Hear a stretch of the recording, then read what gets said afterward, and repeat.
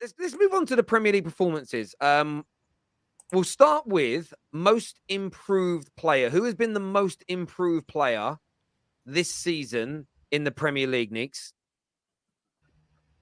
I think there's two. There's probably three candidates. I think Almiron would have been one. I think he hasn't really hit the heights since the World Cup, but he would have been one considering how bad he was and how Newcastle fans felt about him. That's probably Gopher as well. He's obviously carried that form throughout the season so far. But I'm going to go Rashford. I think the level that Rashford's playing at compared to just players in Europe in his position on both sides of the pitch, he's right up there. And considering the season he had last year, the talk at the end of the year, potentially leaving Man United, etc., etc. Yeah, he's on another level. 10 goals in his last 10 games. I think a couple assists in that time. Great goal against Arsenal last week and a good goal against Nottingham Forest as well. So for me, I'm going to go Rashford. I'm not surprised by the way he's playing, but based on last season, yeah, he's playing the best football I've seen. Anyone disagree with Rashford and think it should be someone else? Go on, Jay. I mean, I think going from being a player that nobody rated to somebody that looks like one of the best midfielders in the league, Somebody you're trying to replace in January. No, it has to be Granit Xhaka.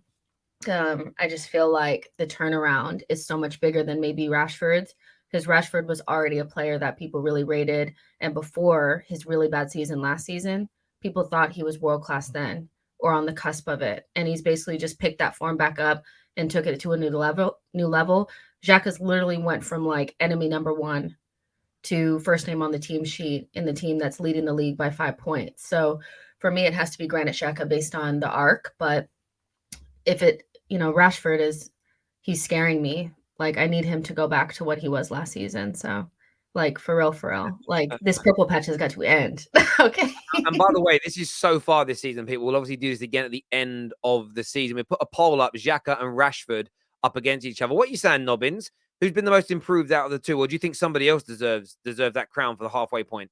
I'll do a few shout outs. I think Almiron, I think Joelinton. I think you could say Nick Pope as well. I don't think anyone really expected him to get relegated and then become the best, arguably the best goalkeeper in the Premier League so far this season.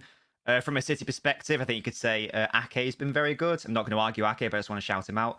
But if I had to pick between Rashford and Xhaka, it depends what I mean by most improved, because I think it's been emphasised because Rashford had a big drop last season. And I think that's therefore emphasised him now being so good. Whereas Xhaka, I think Jess said it myself. I didn't really rate Xhaka that highly. I thought he was someone that Arsenal had to move on to be serious title contenders. He's proved me wrong. So if I had to, just because I think like Rashford's has been increased by the fact that his season last season was so bad for his standards, I think I probably would err on the side of Xhaka, but it's close. Yeah, we've got a poll running right now on that, and it's at 76% for Xhaka right now. Well, maybe if you were an Arsenal fan, maybe we'll get some bloody votes for you. I tweeted mine earlier, and I tweeted for Rashford. I just think Xhaka's been great, and there's no doubt that he's up there. But Rashford's goal scoring record is one of the best goal scoring records in English football streaks in English football history. It is. He is the highest. He is the best performing winger out of all wingers in the top 4 leagues, and I only include the top 4 leagues because they're the best 4 leagues.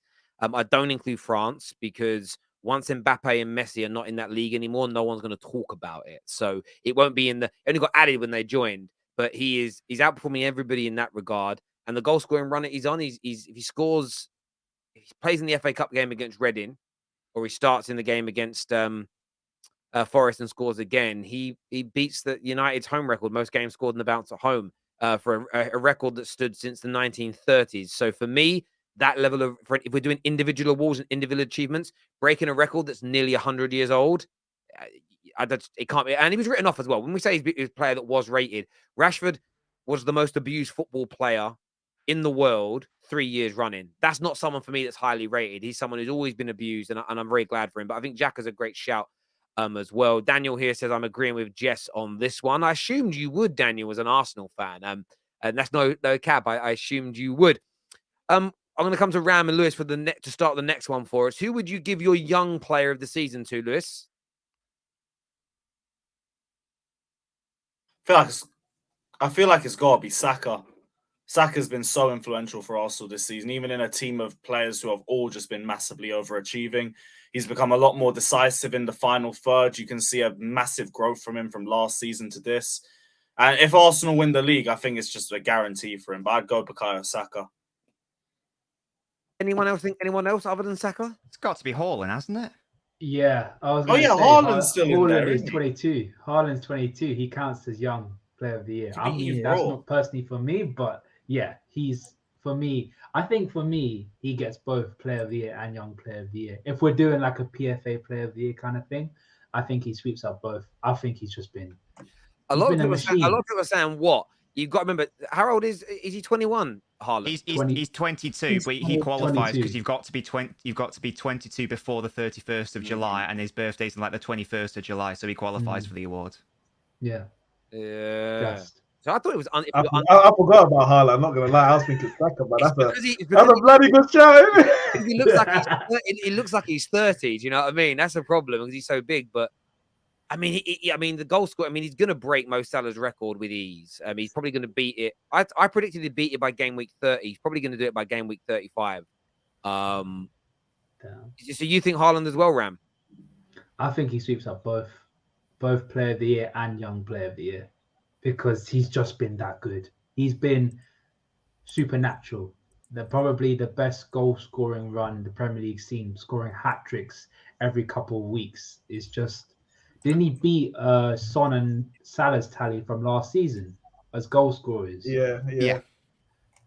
Like, I'm sorry. I mean, Saka's been amazing. Erdegaard's been amazing, but Haaland's just another level, man. I'm sorry. It is how it is. You guys, I do have to bounce. So I just need to. Lewis. Okay, cheers, Lewis. Take care, everyone. Thank you, bro. Cheers, bro. I will give. I was thinking Saka all the way, and then I forgot about Haaland. I will give Haaland a young player personally. It's still Saka for me. Not player of the year, but I will give Haaland young player of the year. It's Saka for me. Like, this is kind of what we expected from Haaland. He's a freak of nature, and like, yes, he's a young player, but like, that his fault? But that's not his fault because we expected it. We can't. Okay, but no, let me finish. Saka would be really unfortunate not to get it because Haaland is in the league. But right now, for players that have scored 7 goals plus 7 assists in Europe's top 5 leagues, Messi, Neymar, and that Kvaratskhelia and Saka are the only players to do that. So Haaland's basically doing his job. He's doing a supernatural job doing it. But Saka would be so unfortunate because he's doing things that, I mean, Neymar and Messi are the only other players doing that right now. For players that are not naturally strikers or anything like that. So it would be unfortunate. Haaland's amazing. Like, we get it. He's a cyborg. He's amazing. But Saka is just, he's went to another level and it can't be overlooked, really. The only reason why I wouldn't have that sympathy, because it reminds me of 2018, because Kevin De Bruyne was on a madness that season, but so was Mohamed Salah. And Salah broke the goal scoring record. I think De Bruyne might have broken like the assist, not the assist record. He might have broken his own record, but that's why I'd say Haaland's doing supernatural stuff and breaking records and is looking to break another record. And like Saka's been amazing, but if you're going on individual performances, Haaland just about edges Saka for me. But yeah, I mean, if Saka loses out to Haaland, then that's losing out to Haaland. Like, it just is what it is. It doesn't mean Saka's not absolutely out of this world as well. So it's fair enough. Yeah. If Haaland breaks Andy Cole and Shearer's record of 34 goals in the season, let's say he gets 40, you can't not give it to him. Like, that would be mental to not give it to him just by default. I think what they'll end up doing, though, because the way they do this is to keep multiple facts. Because I always feel if you qualify for Young Player of the Year and you win Player of the Year, you should win both. It doesn't make sense if you qualify for Young Player and you win Player of the Year to not win both.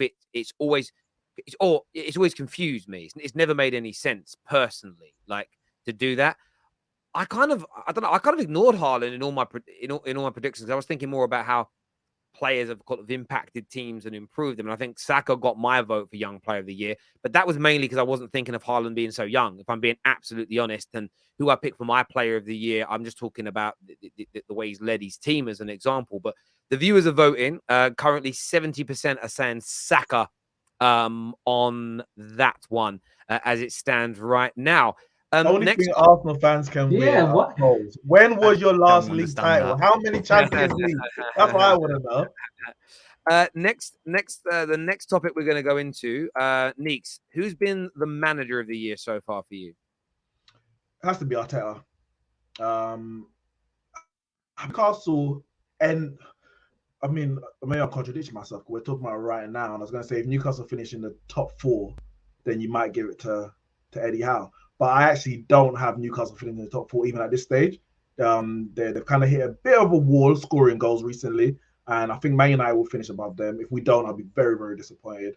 And I think Spurs might do it as well, especially if they get a couple signings by the end of the window. Arteta is going to win the league as far as I'm concerned. They're more in a better position to win the league than Newcastle are to get top 4. And based on that, with the points that they're going to get, we're talking 90 points at least. I think you have to. I think it'll be so harsh. And usually, to be fair, I usually look at the overachieving manager more than the title-winning manager.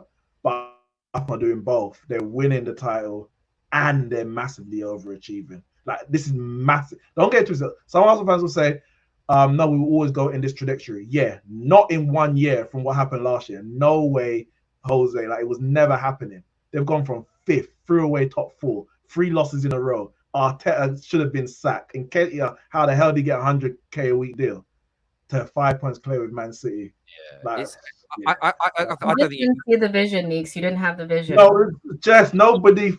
I'm not gonna say nobody. You didn't see the vision. It was Nobody so clear had you were going Arsenal in this direction. I don't know how you could 50 see it. points. Nah, Jess, 50 did you points over 19 Prescription games. for- Both of y'all need a new Arsenal? prescription on them glasses. No, Okay? Jess, You did don't you have see the Arsenal vision, winning the okay? league this season? You cannot tell me at the start of the season you said Arsenal were going to win the league this season. When not we 50 beat points Chelsea after in 19. preseason, I knew we had something. I knew it. Yeah, do you know what? Look, you can't look beyond him. I think it's one of those things where if it stays as things are now, then yes. We all know it will come down to, for me, it's you do look at overachievers, you look at who wins the most trophies come the end of the season. Because again, as you said earlier, if Arsenal fall away and come second and don't win a trophy, he won't win Manager of the Year. It's about adding those trophies to it. But what a start he's had. Nobody would have predicted this. I think it's the 4th best start to a league campaign in the history of English football. And you're talking a couple of points away from the best. It's kind of crazy, really. Eddie Howe's a really good shout, I think, as well. But would everybody be in agreement right now? It's Arteta. Can I give a little honourable mention to Thomas Frank? Because I think what he's doing with Brentford is very, very good. It's incredible, actually. Because if you look at Brentford's team, their big summer signing was Mikel Damsgaard, and he barely plays. Well, he doesn't play a lot, and he's not really their main talisman. I think a lot of credit got to go to Thomas Frank, and I think only City, Newcastle, and Arsenal are the only teams that have lost less than Brentford this season. Yeah, they've done fantastically well. But it is I get Arteta. you.